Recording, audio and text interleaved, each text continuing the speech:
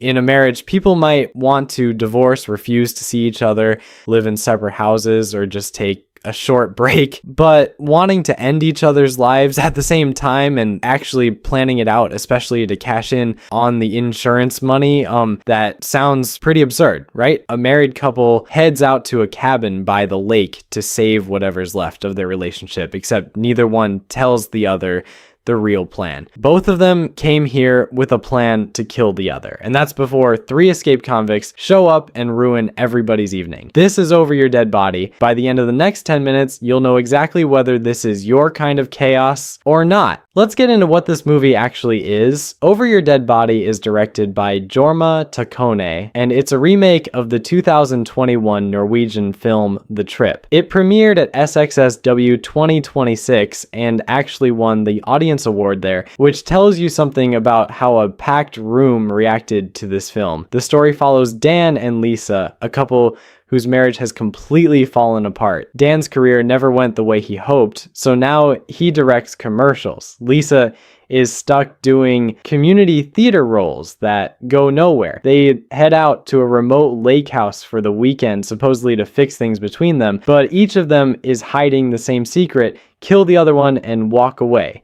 Naturally, things don't go the way either of them planned, because this cabin turns out to be a pretty inconvenient place for a private murder. 3 escaped convicts crash their plans, and Dan and Lisa go from trying to kill each other to having to work together just to survive, which ends up being its own twisted kind of relationship therapy. What really makes this movie work is the chemistry between Jason Segel and Samara.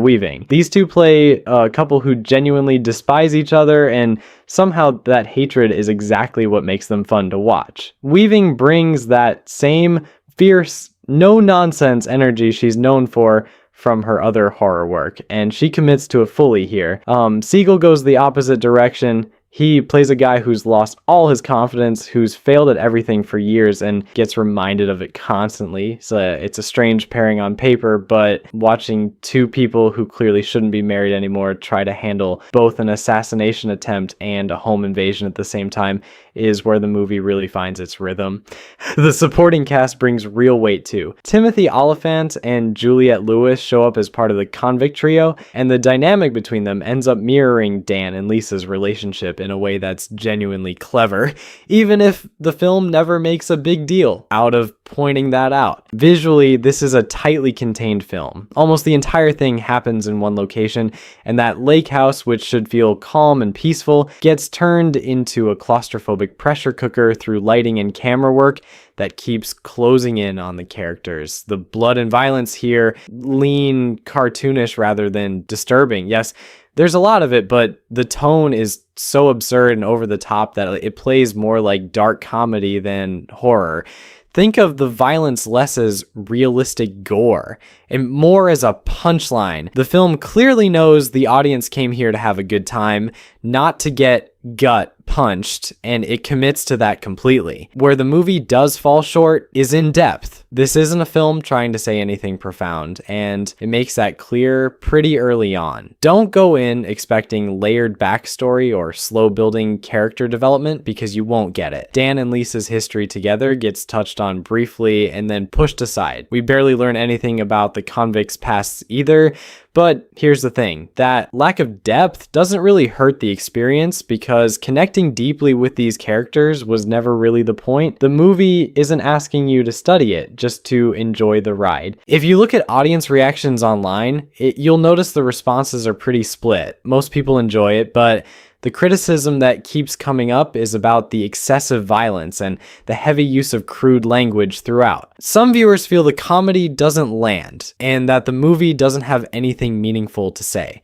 Honestly, I don't really agree with that, because not every movie needs to carry a message, and sometimes you just want something fun and messy to watch on a Friday night, and that's a perfectly valid reason for a movie to exist. There's also a bigger context worth mentioning here. Horror comedy as a genre has come in waves throughout film history, often tied to whatever's happening in the world at the time. The grittier, angrier exploitation horror of the 1970s grew out of the unease around the Vietnam War. The torture-heavy horror of the early 2000s, films like Saw and Hostel, reflected a different kind of cultural anxiety. Over Your Dead Body fits into a moment where audiences seem drawn to satire layered on top of brutality, almost like a release valve. It takes a genuinely dark premise, a couple plotting murder for insurance money, and instead of playing it straight, turns it into something closer to live-action slapstick, almost cartoonish, in how it stages its violence. There's even a scene in the original Norwegian film involving sexual assault that gets reworked here into more of a systemic critique rather than something exploitative, which is a small but smart choice on the writer's part. If you've made it this far, you clearly care about getting an honest take on a movie before you spend your time on it. So go ahead and subscribe if you haven't already. It genuinely helps the channel keep making this kind of content. So where does that leave us? Is Over Your Dead Body a great movie? No, and it's not trying to be. Is it something everyone needs to see before they die? Also, no, but if you enjoy the horror comedy mix, if you don't mind blood and chaos taking center stage, and if you want to watch two actors with genuinely great comedic timing tear into each other for 90 minutes, it's worth your time. It's not a masterpiece. It's not trying to teach you anything. It's just a fun, bloody, occasionally mean-spirited time at the movies, and honestly, sometimes that's exactly what you need. That's it for this one. Let me know in the comments if you've seen it and what you thought, and I'll catch you in the next review.